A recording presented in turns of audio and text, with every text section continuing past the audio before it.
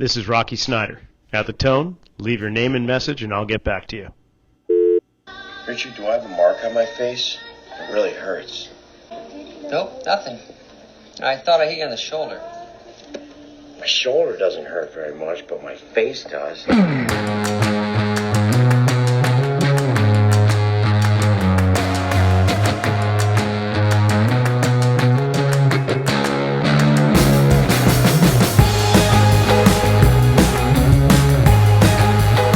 Okay, let's take a little bit of time and talk about rotator cuffs. So I'm Rocky Snyder in our fitness studio here in Santa Cruz, and we're going to be talking about the rotator cuff. So I know that that is an area of concern for quite a few people, and I think we'll see an increase in issues in the tissues, so to speak, around the shoulder as we have become more and more inclined to be on the laptop these days with shelter in place. I know that my meter, the one that counts how many hours I spend a day on my devices, has elevated considerably. And unfortunately, that involves a lot of forward arm position, which we'll get to in a moment, and how that affects the rotator cuff. But what I thought I would do initially is to just explain what it is. In fact, what is the rotator cuff? Because we hear that in conversation and maybe we just think that's the shoulder itself, when in fact it's basically the muscles and some tendons that connect around the shoulder to keep everything in place. So the shoulder, I guess by definition, is made up of the arm bone, your collarbone, and your shoulder blade. So anatomically speaking, the arm bone is called the humerus, and the proximal head of the humerus is coming almost into contact, but not quite, with the clavicle, which is your collarbone, and your scapula, which is the shoulder blade. Now, the interesting thing is we call it a joint, but the bones actually never really meet. At least they shouldn't meet all that often. The joint, in fact, is the space between the bones. And just like that Goldilocks story, we want it to be somewhere in between, not too far apart and not too close together. But we want to be in this kind of nice middle ground where the bones can move freely without impeding one another, without bumping into each other, and not too far apart where there's subluxation, dislocation, laxity, too soft of a tissue. Now, the rotator cuff itself is made up of four muscles. The four muscles being the teres minor, kind of like underneath your armpit in a way and in the back. The supraspinatus, which is on top, just behind the top of your shoulder blade. The infraspinatus, which is below that. So we have superior and inferior spinatus, supra and infraspinatus. And then we've got this muscle underneath the shoulder blade called the subscapularis, under the scapula, subscapularis. So these four muscles are not all that big compared to a lot of the muscles that surround the upper quadrant of your torso, like your pec major and minor and your lat muscle that comes underneath, and not to mention the deltoid muscles that make up the shoulder cap. But these small four muscles their responsibility is to kind of keep the bones in place and to allow movement to occur and to hopefully keep it from moving too far. The trouble here is that there's other muscles that I just mentioned, like the lats and the pecs, the pectorals, the chest and the outer back muscles, and as well as muscles that are connected to the shoulder blade that play upon or prey upon those rotator cuff muscles. So I guess we should think about the joint itself first. Every time you bring your arm forward, the arm bone is moving forward, and most of the time it's going to rotate inward. We call that internal rotation. So the top of your humerus and the collarbone start to move in toward each other.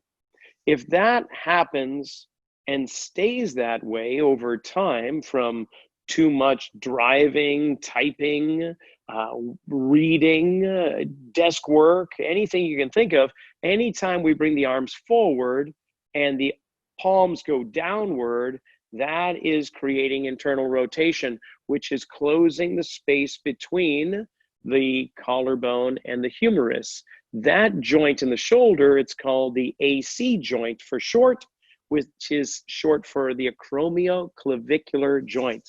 Clavicular, collarbone, the acromion process, or the acromion of the upper arm, is the part of the bone that comes close to that collarbone. So the AC joint. There's another joint in the shoulder that attaches the arm bone to the shoulder blade. That's the glenohumeral joint, the GH joint. So the shoulder is not a deep socketed joint such as the hip itself. It doesn't go deep in like the femur into the pelvis. It actually is more of a shallow kind of ball and socket action where there are two attachments kind of between the collarbone and the scapula. So that AC joint in the front starts to get smaller in regards to the spacing when the arm comes forward and rotates inward. And you'll often hear the term impingement. And what that means is the tissue that is between those two spaces, and some nerves for that matter, may get pinched or impinged. And so any movement in the shoulder joint with that small space, now even smaller, could cause some discomfort or pain, and they may say that you're impinged. Oftentimes, the surgical approach has been to shave down the bones of the collarbone to create more spacing there. And by having more spacing, there is less impingement, less pinching of the nerves and tissue, and so things feel better. And that's one common approach.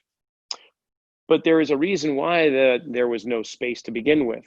Unless you had congenital birth issues or something and you were born that way, most of the time it's based on your structure or your movement. So rotator cuff problems will occur when this action happens to the shoulder, because those rotator cuff muscles, mainly on the back of the shoulder, are being pulled and stretched out, and they're having to contract, and almost like a rubber band, or if you've got a friend dangling from a cliff and you're holding on to them, those muscles are stretching out and you're bearing weight onto it. You can only do that for so long before bad things are going to happen.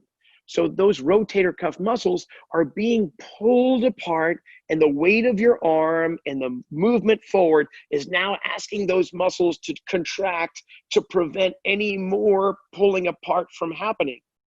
And the more we stay in that position, the more normalized that becomes, to the point where those muscles have a hard time recognizing that they need to be shortened back into a more neutral or resting position.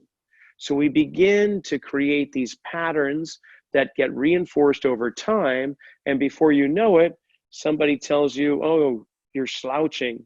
Pull those shoulders back. You've got all this hunching going on.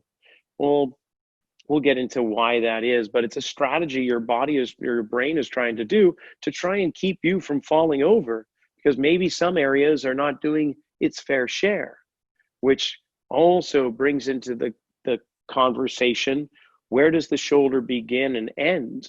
We can look in the anatomy books and we can see by definition where the shoulder is and what it makes up of.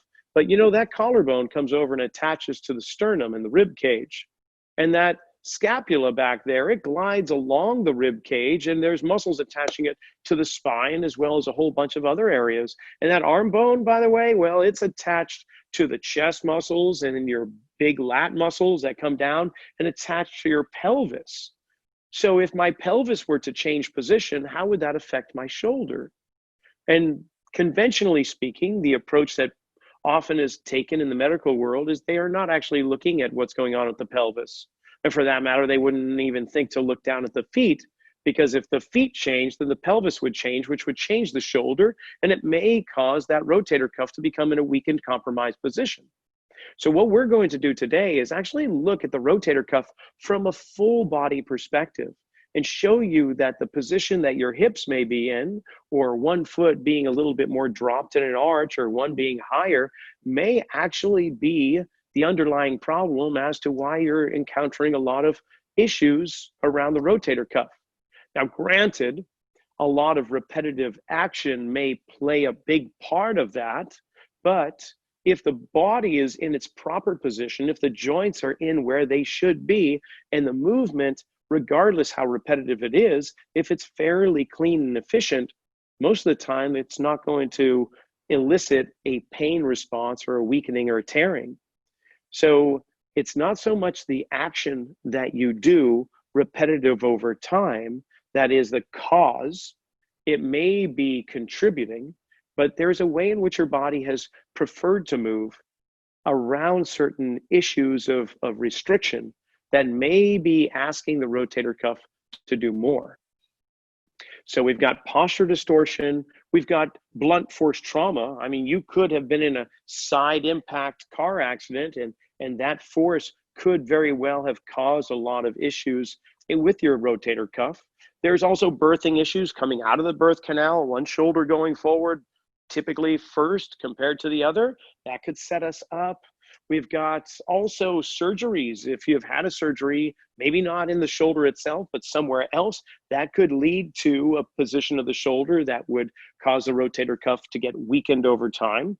And then we also have incomplete rehabilitation. So you might have gone to a physical therapist to deal with the shoulder issue, but unless they were dealing with the whole body and really fully rehabilitated that shoulder into doing what it's doing, then the underlying imbalances that did not get addressed may still contribute to ongoing shoulder issues. So those are typically what is going to be the underlying cause and effect. What we're going to focus on today is your posture and how your rotator cuff has to behave in relation to the rest of your body. So let's take into consideration a throwing action, because you hear this all the time in sports.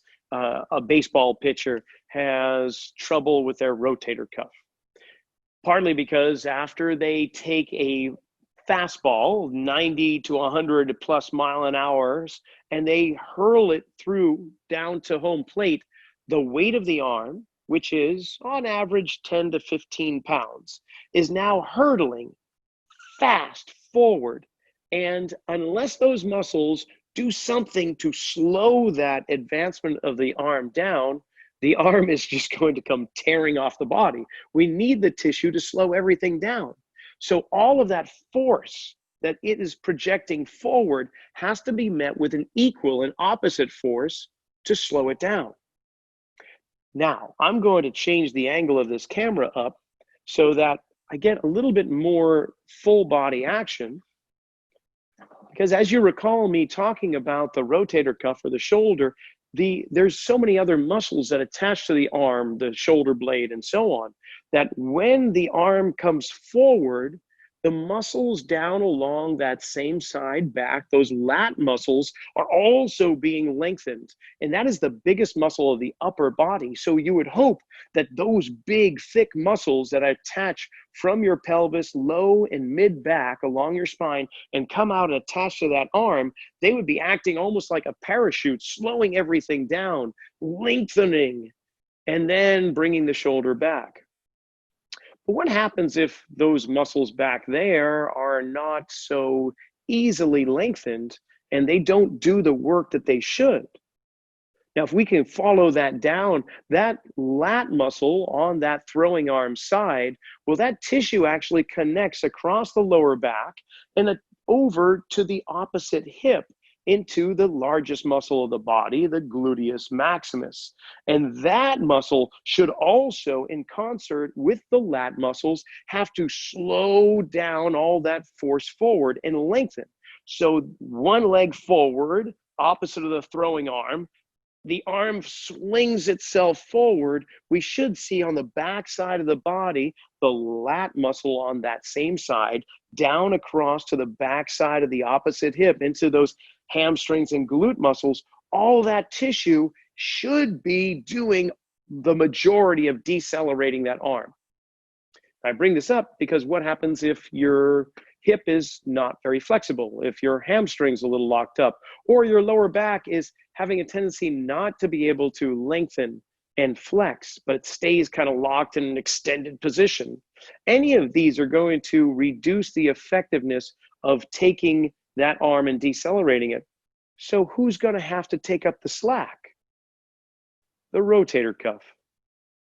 So could it be that rotator cuff tears are occurring because other tissue is not doing its job? Other joints are not moving in a certain pattern or rhythm to allow the tissue to lengthen. And that's really a big cause of rotator cuff tearing. Whether you're a tennis player, a golfer, a baseball pitcher, heck, even a professional or amateur bowler, all the time you swing that arm forward, there's got to be an equal and opposite reaction. And the more we do this, the more we develop these patterns of weakness and restriction. It's not a self-correcting kind of mechanism. So, what if we were to simply free up the areas that are restricted? What kind of effect would that have on the rotator cuff? Now, all this time, for 25 plus years of seeing clients in here, many coming in with shoulder issues, a lot of those clients will bring in these sheets and sheets of papers, typically in a file folder, and they show me. Some of them are circled, some of them are X'd out, but these are all the ones that were given to them by either their doctor, some chiropractors, maybe a massage therapist that might delve into exercise, but specifically, more often than not, physical therapists. They will have these mimeograph sheets that make up their rotator cuff protocol. And the protocol is we go from A to G, and you have to go through these steps in order to rehabilitate the rotator cuff. And often is the case, you'll see a lot of these isolated motions of rotation at the shoulder in a way to try and open up the shoulders, free up the chest, and really target the rotator cuff. Now imagine this. If you were walking down a city street and you came upon a dark alley and somebody pulled you in there and roughed you up and took your purse or took your wallet and ran away, and somebody comes to help you and they spend all the time with you and they try and make you stronger and try and give you a flashlight and make sure that everything's good. And no one is looking for the culprit. No one is looking for the guy that came in and roughed you up. I think that is the conventional approach more often to rehabilitation in the rotator cuff. More often, we focus on the rotator cuff muscles. And we're taking an area that is overstimulated, that doesn't know how to contract very well, that is being pulled apart by all the culprits elsewhere. And very rarely does anybody say, hey, let's just look at what the opposite hamstring is doing, or how is that glute on the opposite hip? Is it restricted? Is it the same flexibility as the hip on the other side? It could be worth exploring, because it may just say that, oh, my shoulder can't get stronger as long as it's being asked to be ripped apart every time my arm comes forward. So we might need to consider that. And I think that's what we're going to do. Let's find out if first where your restrictions are in your shoulders, because we don't want to negate the fact that your shoulder may be an area that has to be kind of retaught how to move properly, but let's look at the other areas of the body too.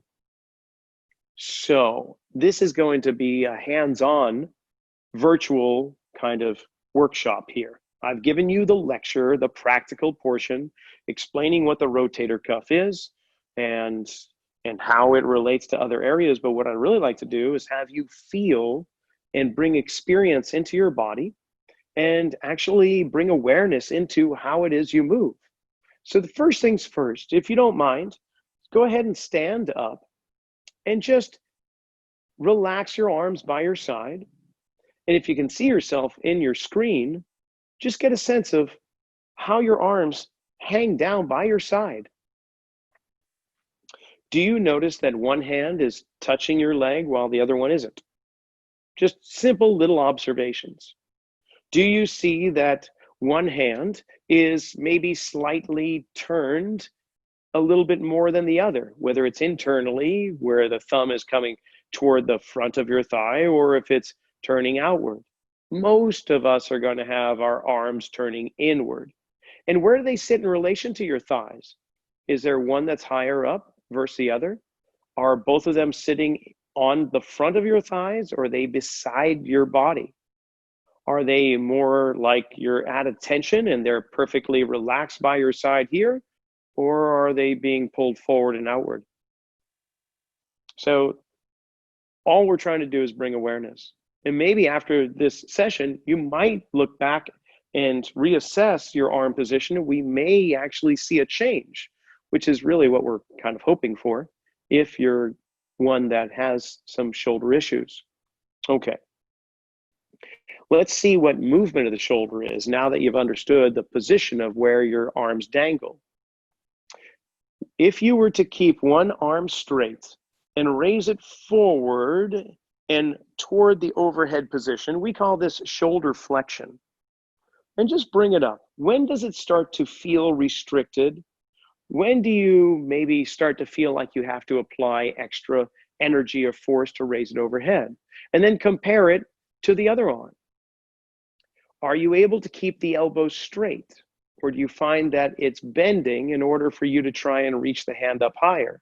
Remember, we're looking for shoulder motion, not for hand motion. So what is it like to raise the arm and create shoulder flexion? Is it different from one side to the other? Now, we're not trying to hunt pain out either. But if you do feel pain, that's good information also, because it's telling you, well, this movement isn't quite ideal. It's not happening the way we want it to, or else I wouldn't be feeling that pain. So just get a sense of what shoulder is a little stickier. Which one requires a little bit more energy or effort to get into? Now, I know that we've been walking for millions of years and there's certain patterns in movement. For instance, when one arm swings forward, the opposite leg is swinging forward relatively at the same time. So what if the sticky side, whichever shoulder that was, that you struggled with in shoulder flexion, raising it and forward, what if you took the opposite leg and just stepped forward? So if it was your right shoulder that was sticky, take your left leg forward. Or if it was the opposite, we just do the opposite. Check with bearing a little bit of weight onto that forward leg, just check your shoulder range of motion again. Did that improve it? So I see some nods in the audience saying yes. How interesting is that? To improve my shoulder function, I placed one leg forward. That placed my hips in a different position. That forced me to try and balance myself in this new place where my spine had to adjust to that, as well as my shoulder. How cool would that be? If I could find a place that allowed my shoulder to move better, maybe I'll start to practice being in this place just a little bit more often. Maybe when it comes to my exercises, I might want this leg more forward when I'm doing some kind of standing exercises. How cool would that be? All right, so we've just found, for some of us, that changing our stance helps change our shoulder function. Very cool. How about this? What about our spine? If you were to just let your sternum in the front of your rib cage just sink a little bit, kind of like you're slouching, check your shoulder range of motion again. What is shoulder flexion like now? Not as good, huh?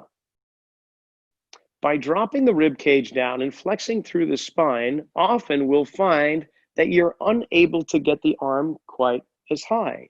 If you were to just encourage that sternum upward a little bit and not bending backwards, just being tall, and check your shoulder range of motion again, does that affect it as well? So we've now explored a stance and a spinal position that directly relates to the shoulder. Pretty cool. Let's look at a different shoulder motion. This is called abduction. You'll have your palm facing forward with your arm straight and by your side. One arm will reach out to your side and up overhead as if you're exaggerating a gigantic wave. And then you can bring that out and down and back to your side. Now try the other side and just get a sense of what the quality of motion is like from one to the other. Do you feel that the shoulder has to lift up in order for the arm to come up? Or does the shoulder stay relatively low? Does the head stay still, or do you find yourself pulling your head toward your arm to close the space to convince your unconscious mind that you're doing really well with that? So now you're using your head to do something that the shoulder should be doing. Did anybody get a sense of that? These are all wonderful ways of assessing movement in the body to understand how it is you've created these subconscious strategies of creating movement in the shoulder or wherever.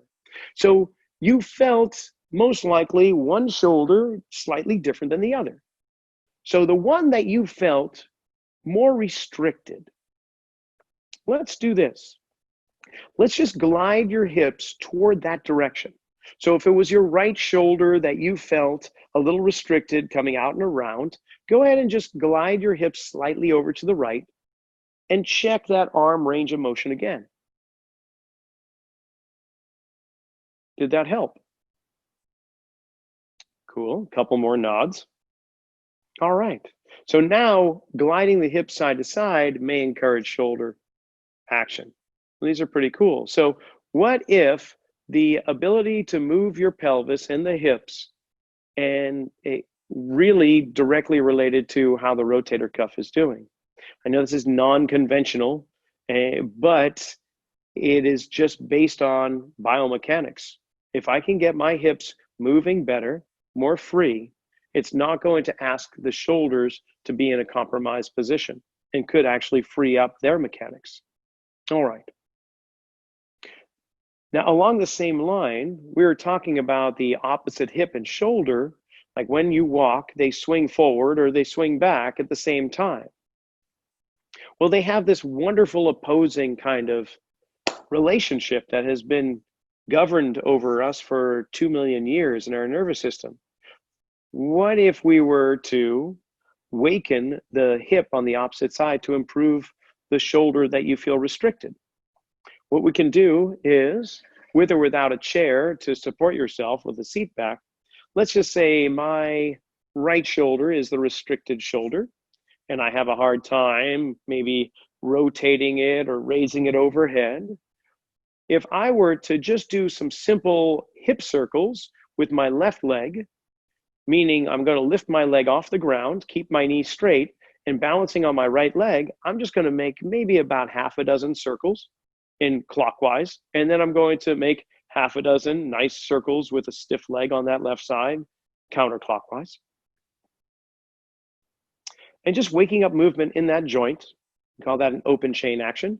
Check with your shoulder now. What is that range of motion like? Did that change it in any way? What we might find is that by getting some movement in that opposite hip, it helps that shoulder out. You know, so I'm not really talking about the rotator cuff so much as the mechanics of the joint, because if we get the shoulder moving the way it should, then the rotator cuff muscles are going to be behaving the way they should. So we're not actually focusing on the muscles. And that would be unfair because you have dozens of muscles that surround your shoulder. And I'd rather not just focus on the 4 small ones. I'd like all of them to kind of participate and play nicely together. So if we can get the joint moving the way it should, then we're pretty assured that all the muscles around there are going to be like a beautiful concert and be playing with one another in rhythm. Okay. Let's work on a little shoulder action and see what the fluidity of movement is in your shoulders. You've already shown us what it's like to lift it up overhead and so on, which for many of us actually may not be the most comfortable place. We can move the shoulder without moving the arm.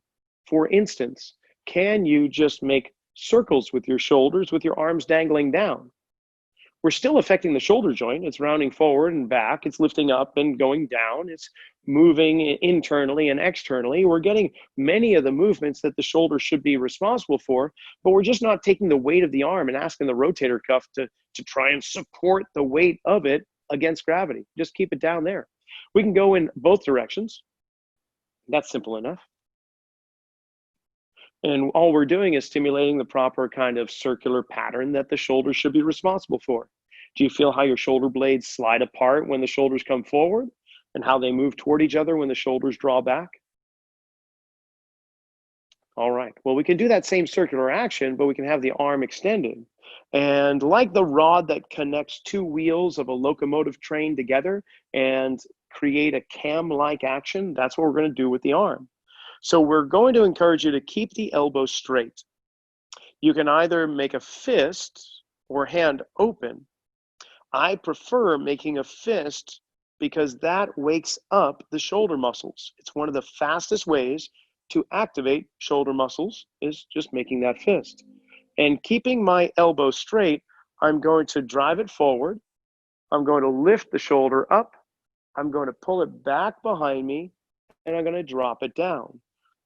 So I'm making a cam-like action on that shoulder, lifting up, pulling back, dropping down, and going forward. Can you do this cam shaft action? Now I have my arm pointing straight ahead in front of me, but I can also bring it out at a 45-degree angle and create that cam shaft action also. Now you'll see that my rib cage with my hand holding on the front of it isn't really going anywhere, but my arm is reaching forward, outward, as the shoulder goes up and down. You can change direction.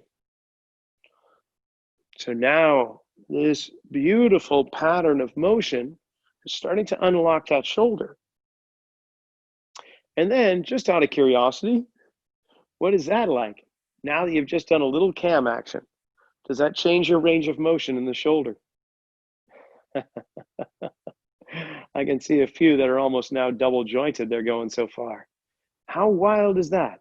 Just a simple circular pattern wakes up all the tissue around there and gets that shoulder to move better. And the more it can move the way it was designed, the happier it's going to be. So we have these shoulder cams. Now we may want to try it out to the side.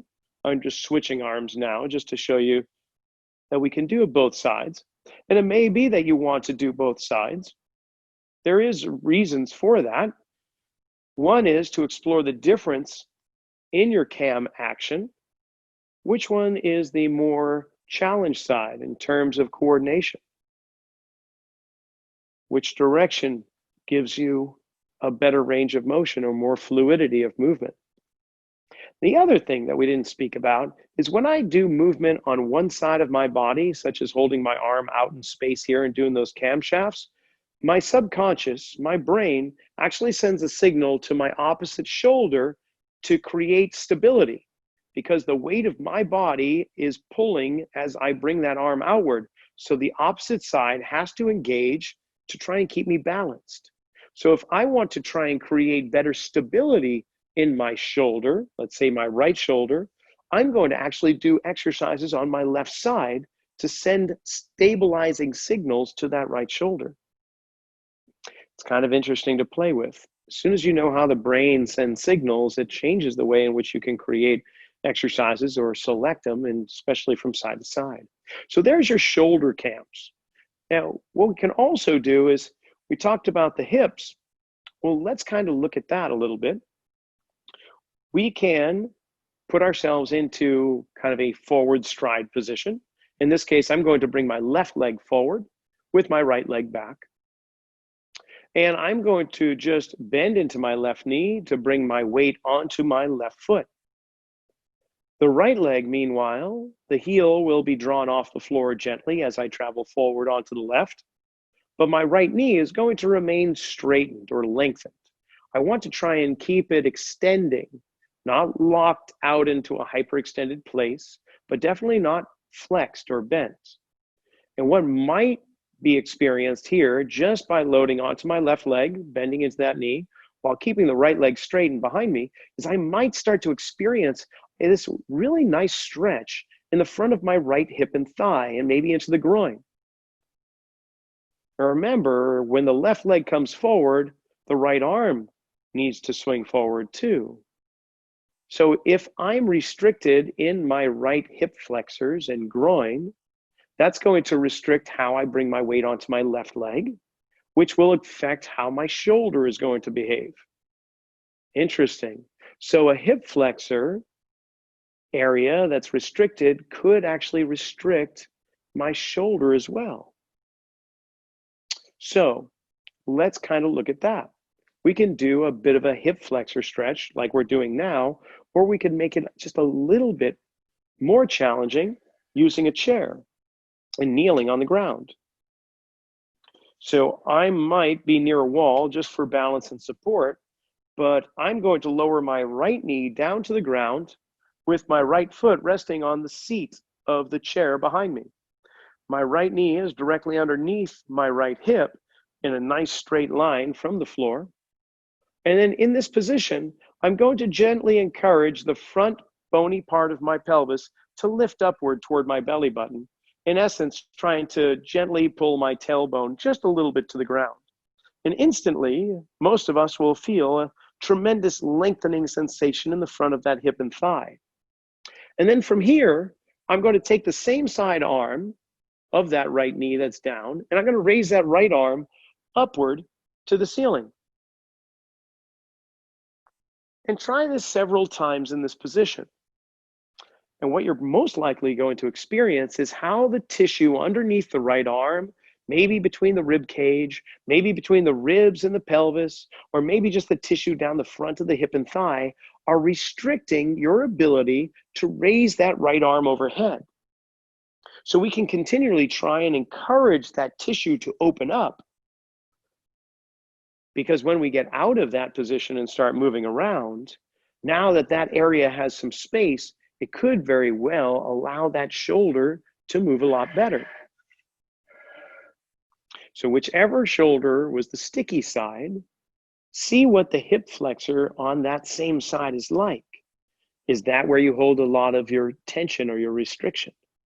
I wouldn't be surprised if that was the case. Now, the hip flexor on that same side in movement is directly related to the back of the thigh on the opposite leg. So the front of my right hip and thigh has to lengthen at the same time the muscles on the back of my left hip and thigh have to lengthen. Kind of get that sense? When that left leg swings forward, the back of the thigh has to get longer for that leg to travel forward. And of course, as that left leg travels forward, the right leg is kind of traveling back. So the muscles in the front portion of the hip and thigh on that right leg have to lengthen. So if it isn't the hip flexor on one side that is struggling, perhaps it's the hip extensors on the opposite that are struggling, such as the hamstrings, the buttocks, the gluteals. So we can actually look at that as well with the help of this chair. So I'm going to place, again, the chair near the wall in case I need it to hold on to it for balance. But if it's my right shoulder that I'm coming back to as my sticky side, I'm going to take my left foot and I'm going to place it up on the chair so that my heel is resting on the seat cushion. I'm going to take the roof of my foot and I'm going to draw it back toward me so that that leg is extending at the knee. And just play around with that for a moment. Feel like when you point your foot away from you, how that softens the knee and it relaxes the muscles underneath the leg. But as soon as you pull the laces of your shoes toward you, that encourages that knee to extend, and now you already feel most likely the tissue underneath the thigh and behind the knee lengthening. All right.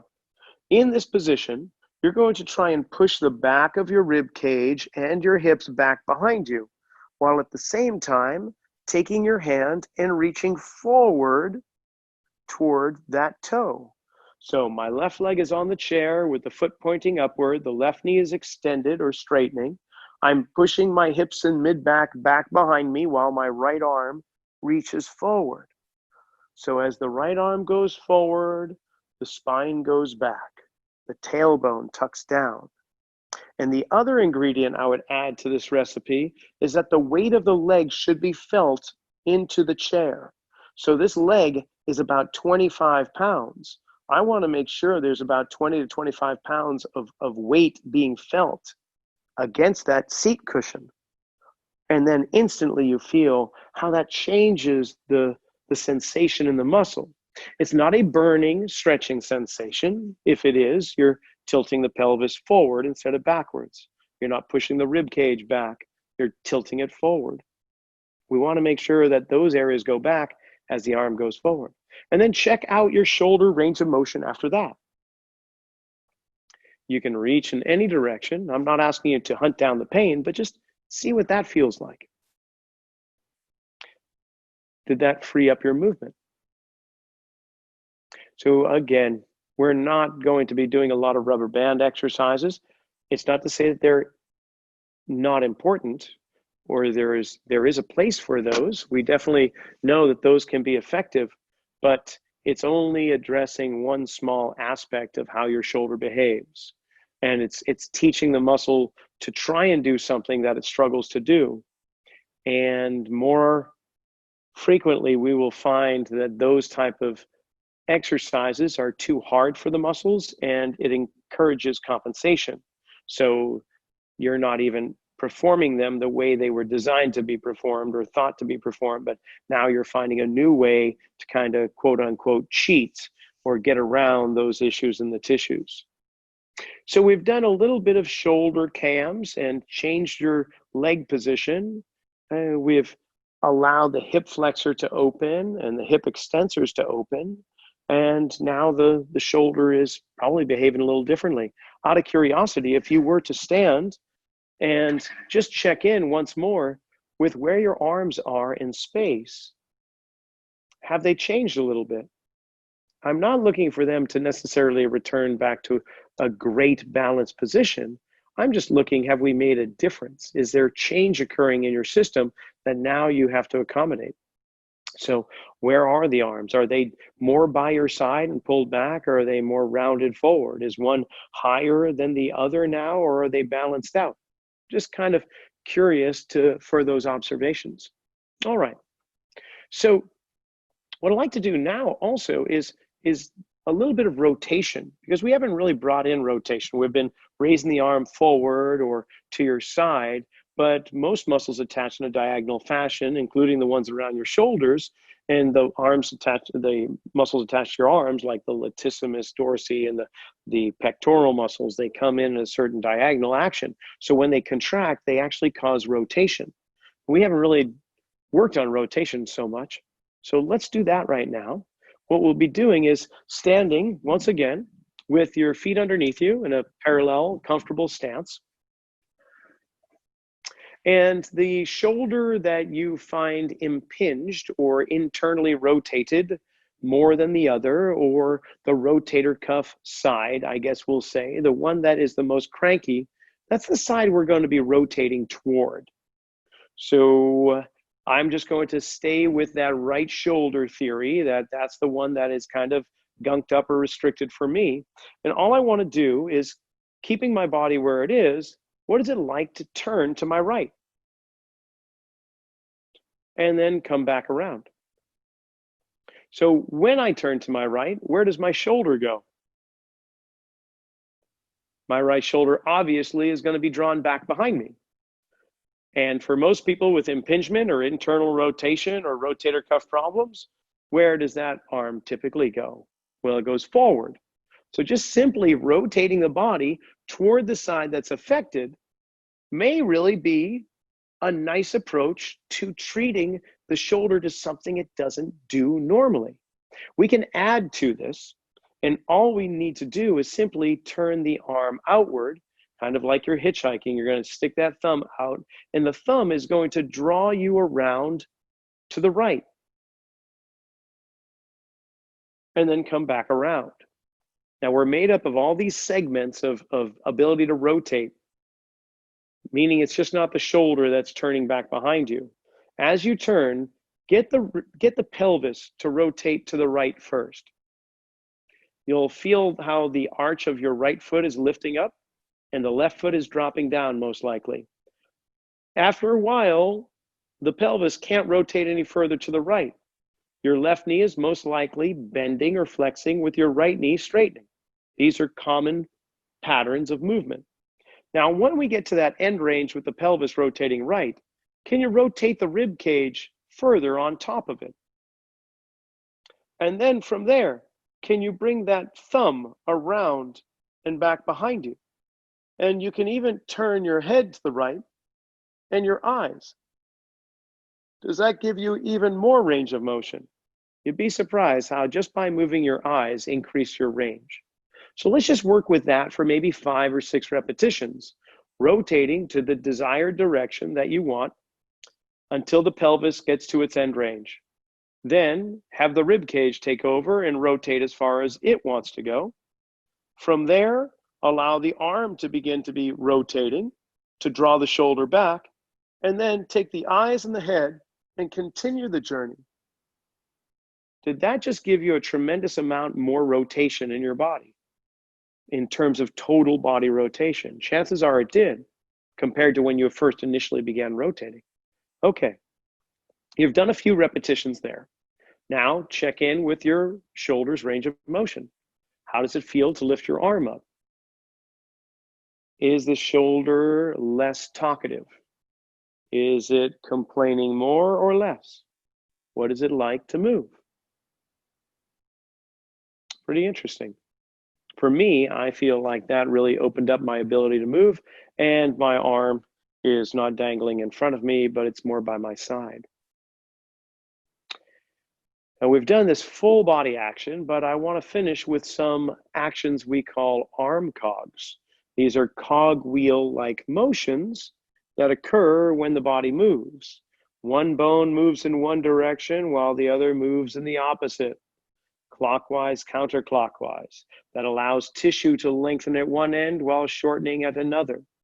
And so we're going to look at how the tissue surrounding the shoulder girdle behaves. Can we kind of wring it out like a wash rag, or can we get it to be more like saltwater taffy and have it be much more pliable? So we can do that with our arms down by our side to start off with, and we're just going to turn the elbows inward just as much as possible, and then turn the elbows outward. And we're doing these with both arms at the same time. That's called bilaterally, both sides. I didn't say rotate the hands in, because I can rotate my wrists, my hands, and even my elbows without any motion occurring at my shoulder. So rather than thinking of rotating the hands, think of the pit of your elbow, that soft patch in the front of the crease of your elbow. I want you to turn those inward just as much as possible. You'll get to a point where you can't rotate anymore, and then the shoulders begin to move forward and upward, which forces your rib cage in the front to drop downward. And then just unwind that, turning the softness of the elbows outward. You'll feel how the shoulders pull down and back, and the front of your chest or sternum lifts upward. What is that relationship like? Can you get these joints to behave in this way, where rotating my arms outward encourages my shoulders down, my scapula toward each other, toward the spine, and my rib cage tilts up in front? And then when I go in the opposite direction, the shoulders travel forward, rounding into that space and beyond, shoulders elevating, and the rib cage in front drops and flexes my spine. So by making these arm actions, I'm improving my ability of my spine to extend and to flex, for my rib cage and shoulder blades to start to glide, not frozen together, but to unlock, and all the tissue between them just start to feel what it's like to lengthen and shorten. Now that's with both arms going together. Remember, we move by our arms going in opposite directions and rotating in opposite directions. When the arm swings forward as we walk, it gently externally rotates so the palm faces forward. And as the arm swings back, it goes in the opposite direction and turns inward. So let's see what that's like. With your arms out by your side, if you can do shoulder height, that's wonderful. If you need to bring it down lower for more comfort, that's fine. But you're going to take one arm and you're going to turn it internally so that the palm flips downward and back behind you, while the other arm, that palm flips upward. And then we're just going to reverse direction. One that was flipped up is now internally rotating, while the other one externally rotates. Almost Egyptian hieroglyphics here. Can you keep your head nice and level and fairly still and let the movement of the arms work underneath them in opposing actions? What you might find is, aside from a little popping and cracking that are occurring, is that it's really easy to go in one direction and keep your head still and not necessarily in the opposite. But that just gives you more insight as to what you might want to work. Try and reintroduce proper movement. So this wringing out of tension is just encouraging all the tissue around my shoulder girdle to understand what it needs to do. But at the same time, my neck and my rib cage, my head, my hips, everything has to understand what it needs to do to allow that to occur. Beautiful. I could do the same thing with my arms moving forward rather than being out by my side. So as one arm comes forward to shoulder height, I'm going to rotate the arm externally so the palm faces forward, while the opposite arm traveling back behind me is going to turn internally so the palm rotates toward and back behind me. And then from this position, I'm just going to bring those arms back to neutral and continue on so that the arm that was behind me is now in front, externally rotating, while the arm that was in front is now behind me, internally rotating. Can I do this and allow my arms to travel to their end range without my body necessarily going anywhere? Like the forward arm is not pulling me forward any more than the backward arm is. They are moving in opposition, but the action is negating the motion of where my body wants to travel. I'm not being drawn forward or back. These are just brilliant motions, joint mechanics, to wake up the entire body. Of course, those were more concentrated on the shoulders themselves. But what I've found over time is often the restriction lies somewhere else, and the shoulders are becoming less restricted, moving more than their fair share to make up for the difference. Often is the case because we've been seated for a long period of time on our laptops, behind our steering wheel, at our workplace, those muscles down around the pelvis and the hips become congested. And over time, they're not really being utilized. We get up out of our chair, walk to the break room, we come back down and we sit.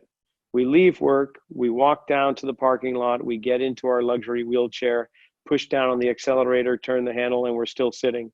Then we get up, we walk to the mailbox, get our mail, come back in, sit down at the dinner table, and that's our day for a lot of people. So by not using the hips, they get restricted, and of course the arms are constantly being asked to do more because of that. So there it is right there. We have walked through opposing joint actions between the shoulder and the opposite hip. We have worked on shoulder cams. We've done some shoulder rolls or circles. We've tried to open up the back of one hip versus the front of the other. We've worked on increasing the amount of rotation the body can generate through all the segments. And then we've just worked on getting the arms to either move in concert with each other in the same direction or in opposing actions. So you've done quite a bit of re-educating of the entire frame of your body, all the while with the guise of working on your rotator cuff. Before you go, our new book, Return to Center, breaks down everything we did today and a whole lot more. So check it out at rockysnyder.com. Our link is on our page too. If you still haven't subscribed to this channel, please do. Thanks for watching.